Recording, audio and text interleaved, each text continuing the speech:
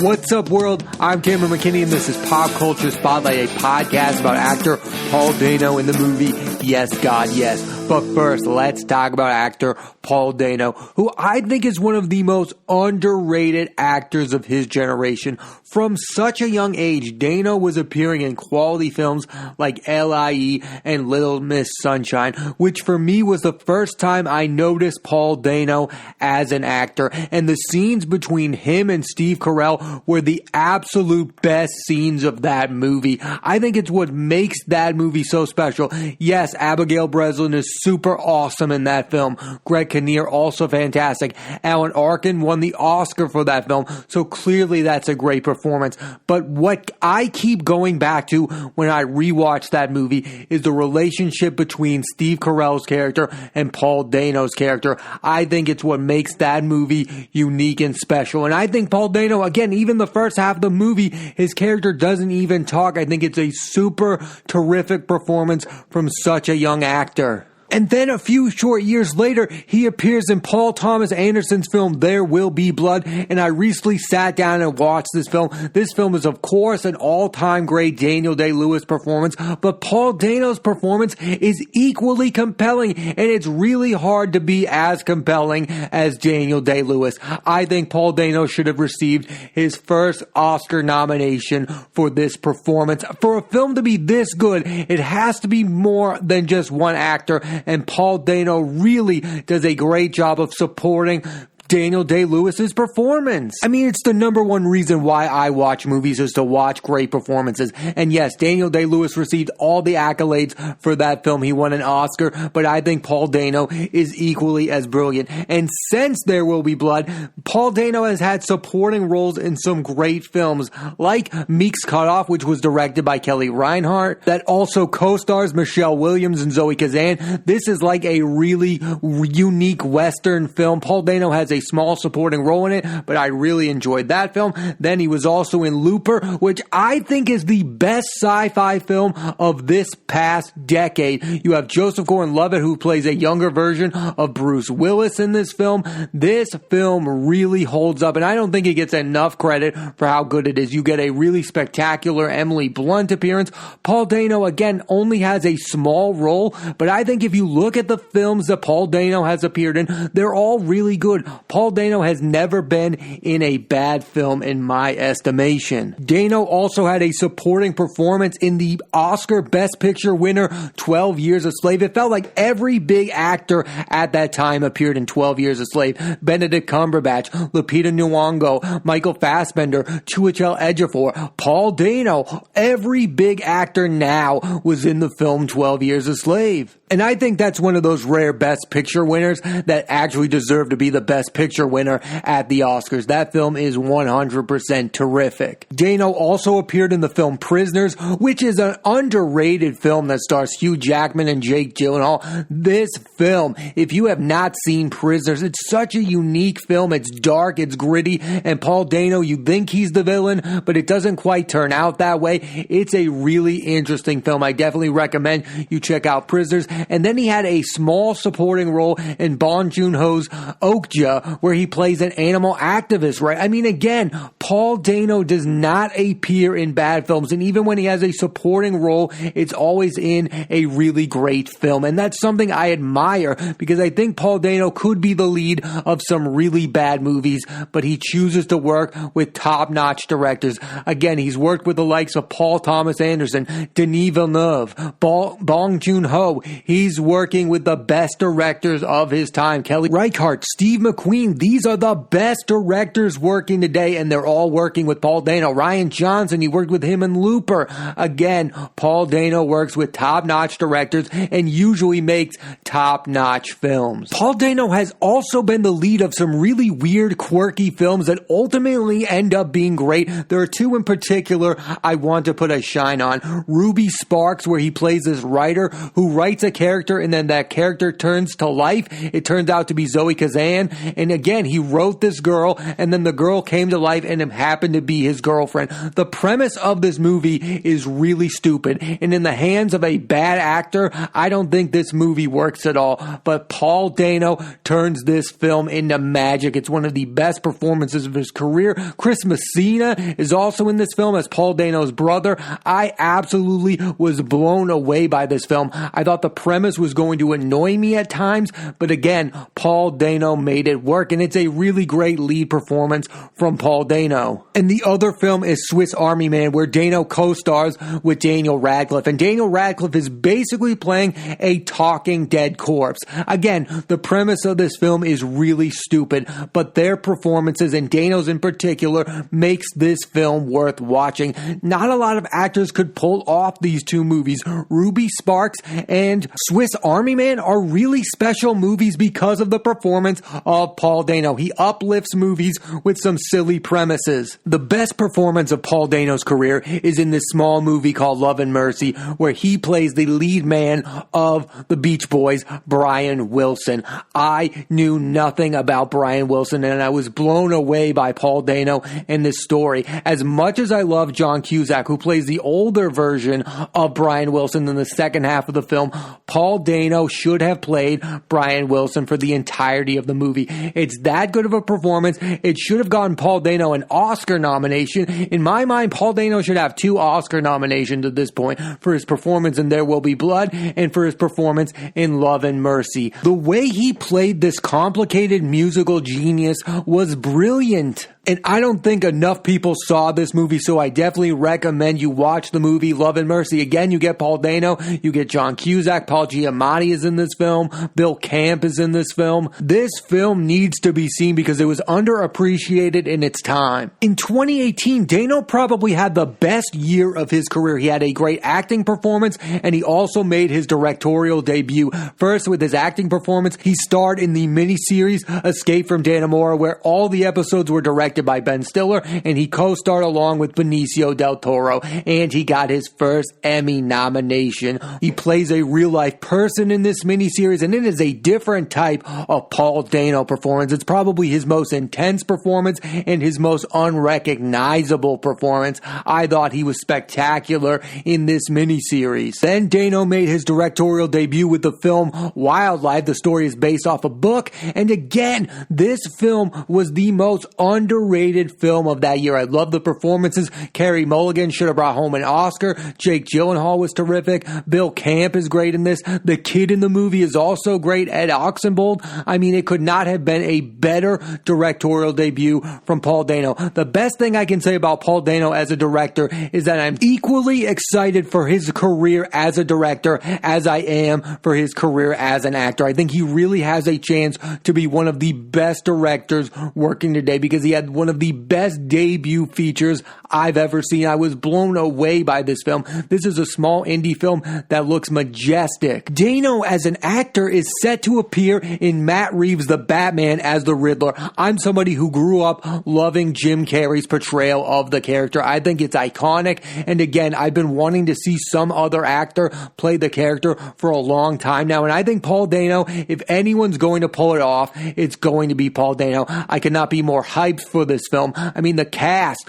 Robert Pattinson, Zoe Kravitz, Colin Farrell, John Turturro, Paul Dano as the Riddler. How could you not be excited for Paul Dano as the Riddler? He's got a chance to pull off one of the best performances by an actor playing a comic book villain ever. That's how high regard I put Paul Dano in. He's got a chance to blow the door away with a different type of portrayal than Jim Carrey's campy Riddler. Again, I love Jim Carrey's campy Riddler, but I think Paul Dano is going to bring some much needed drama to that role. When I think of Paul Dano, I think of somebody who's a great actor, but he's not a movie star. Like, we don't talk of him in terms of other people. We don't talk of him as the lead of really good movies. He's not a comic book hero. Again, he's going to play the Riddler. That's probably his first big mainstream film. Again, he's appeared in other big time movies like Looper. He also appeared in Cowboys and Aliens. But outside of that, the public really hasn't seen a lot of his movies since Little Miss Sunshine. Sunshine, and I think Paul Dano is one of the best actors working today. He's not in bad movies. Again, look at this filmography. You have L.I.E., Little Miss Sunshine, There Will Be Blood, Meek's Cut Off, Cowboys and Aliens, Ruby Sparks, Looper, 12 Years a Slave, Prisoners, Love and Mercy, Swiss Army Man, the miniseries Escape from Dannemora, Okja, and his directorial debut feature, Wildlife. Watch these films and appreciate the work of Paul Dano because he's simply one of the best actors working today. Now let's switch gears and talk about the movie Yes, God, Yes. Here's a quick synopsis.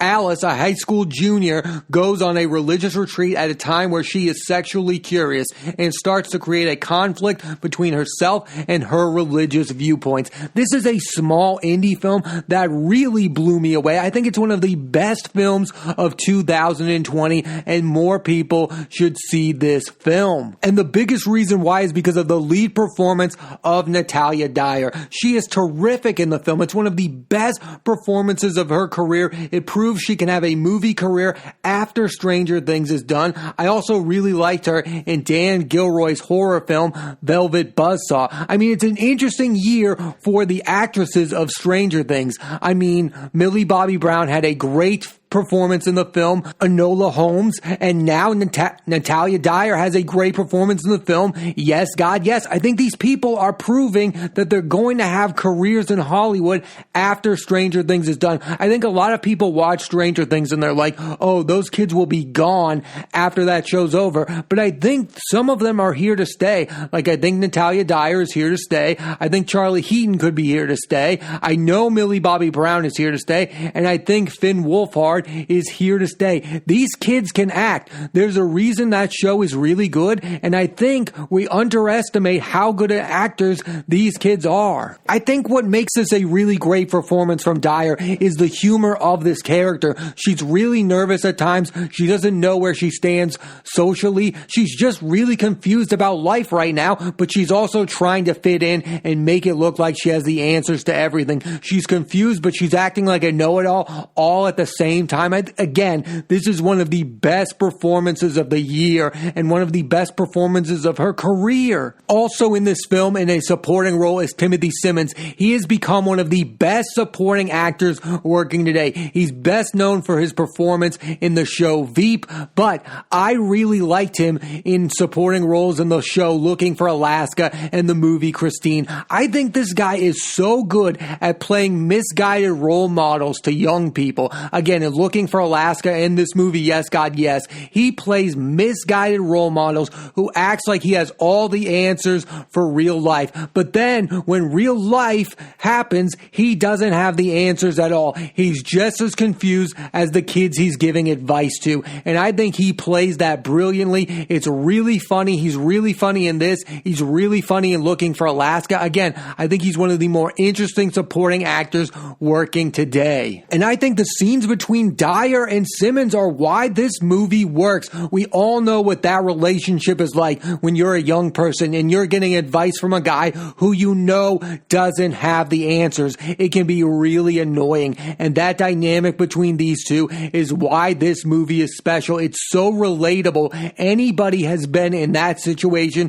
when they are young and getting advice from somebody they know is as clueless as they are. This film is a directorial debut feature for Karen Maine. She also co-wrote the script, and she previously co-wrote this film called Obvious Child. I've talked about this movie before. It's one of my all-time favorites. It stars Jenny Slate. I mean, this film is so good. I think it has something that also relates to Yes, God, Yes. Karen Maine is so good at writing these female protagonists who are flawed yet relatable characters. What really blew me away with this movie is the style and the tone of it. This felt like a film that could have been directed by the Coen brothers, like something like that. It's so stylized. The humor is there, but it's not obvious. You have to really pay attention to it. It's really one of the funniest films of the year, but it's also really honest about its subject matter. I mean, this character of Alice, played by Natalia Dyer, is starting to learn that the people who are giving her advice are hypocrites. Again, this is something that we all go through in life. We all look to people who are older than us for the answers. We're taught to respect them, that they have all the answers. and then we get to a point in our lives where we realize that some of these people, not all, are hypocrites and they don't have the answers and they're just as bad as we are, if not worse, in those moments. The final scene between Dyer and Simmons' character in this film is the absolute best scene of the film because he realizes that she knows the truth about him now.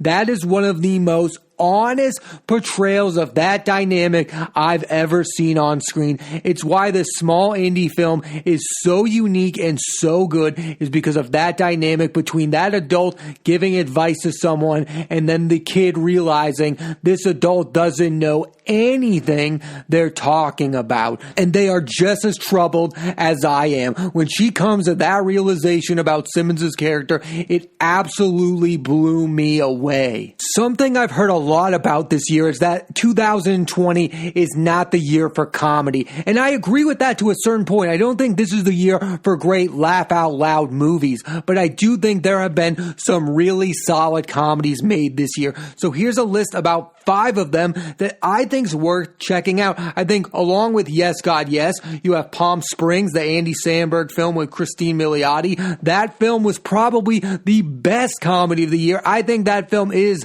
laugh out loud, hysterical at times, but underneath it all, it's kind of dramatic at times too. And then you also have The King of Staten Island, which stars Pete Davidson. I mean, again, you thought a Pete Davidson film would be one of the funniest films of the year, and it is, but there's also something uniquely sincere about that film and about his life. And then Pete Davidson also had another film called Big Time Adolescence along with Griffin Gluck and John Cryer. And again, that film is really funny at times.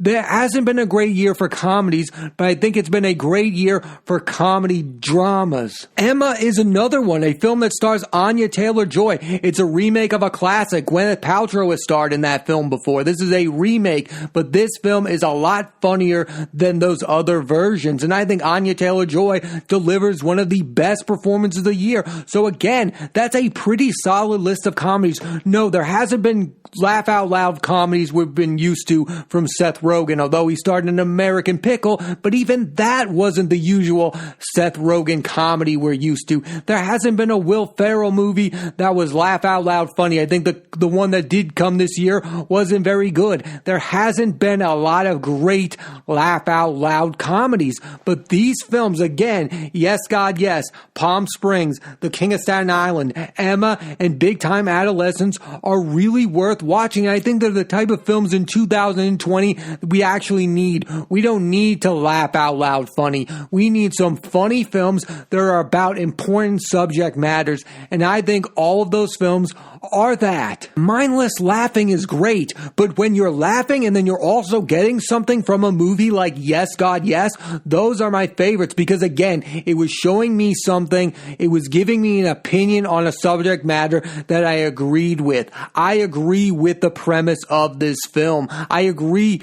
I also relate to the struggle that Alice was going throughout the film Yes, God, Yes, and I think that's what makes it one of the best films of 2020. It was funny, but it was also sincere and honest about its subject. I think all those films I mentioned, what they have in common is that they're sincere and relatable. They're not goofy comedies that you watch and you go, well, I've never experienced anything like that. I think films like Palm Springs, Emma, King of Staten Island, Big Time Adolescence, and Yes, God, Yes are relatable films that show experiences we've all been through. It's not the year of the laugh out loud comedies, but it is the year for sincere comedies. And again, I would put the film Yes, God, Yes near the top of that list. It has 2 really great performances from Natalia Dyer and Timothy Simmons. It's so funny. It's uncomfortably funny because of how real it is, how relatable it is. You're like, any teen could experience what the character of Alice is going through in this film, and a lot of people do experience that, especially when it comes to religion, but you don't even need to be religious to relate to this film at all. I think it's a really special film. Again, one of the best lead performances of the year from Natalia Dyer. I think she should be in awards consideration. She probably won't because this is a small indie film, and Timothy Simmons delivers one of the best supporting performances of the year. More people should see the film. Yes, God, yes. I definitely recommend you check it out. Thanks for listening to this edition of Pop Culture Spotlight. I'm Cameron McKinney. There'll be a new episode of the podcast every Thursday on Apple Podcasts and iTunes. And this week I put the spotlight on actor Paul Dano in the film Yes, God, Yes. Next week I'm putting the spotlight on actress Scarlett Johansson in the miniseries The Queen's Gambit, starring Anya Taylor-Joy, Bill Camp, Marielle Heller, Harry Melling, and Thomas Brody Sangster. So tune into that and please rate, review, and subscribe.